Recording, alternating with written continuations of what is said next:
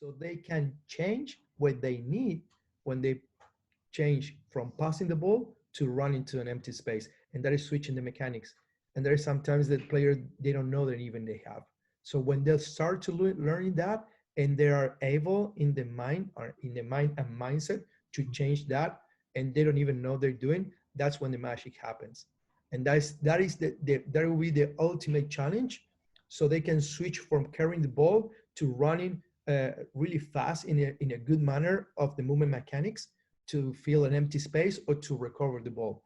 Mm-hmm. And that is something that you can see in the English Premier League sometimes, but it's pretty hard to see sometimes in good mechanics in soccer.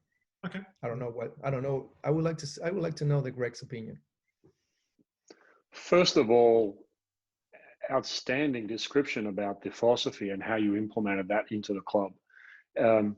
And I took plenty of notes, and one of the notes that I had was, well, let me help to answer. Let me help to describe what I thought Rodrigo did very well when he answered Rod's question. So Rod was asking, how do you get that buy-in?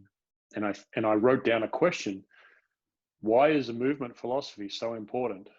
Because you want to have to answer that question to the head coach or to the head strength and conditioning professional or to the owner of the club or the managing director or the sporting director, whatever title you give to this person. They're going to say to you, they're going to ask you, why is it so important? Tell me why I should believe you.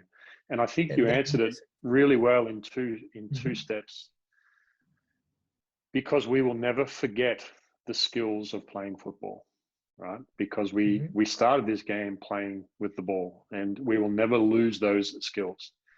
And we probably won't lose the technical and tactical understanding of the game, but we will often forget the core fundamentals, which include movement, mindset, recovery, and nutrition. So if you don't implement a movement philosophy, you're at risk of losing the core fundamentals. And then you ask the question, all right, convince me why these core fundamentals are so important. And the answer relates to some longevity, but it also relates to the main thing, is that great players are built from a solid foundation of core fundamentals. And they have longevity that repeat those core fundamentals across years. So the answer to the question is, why is movement philosophy so important in a club that's already very, very skilled at football? And the answer is that you'll always remember how to play football, but you will probably forget core fundamentals.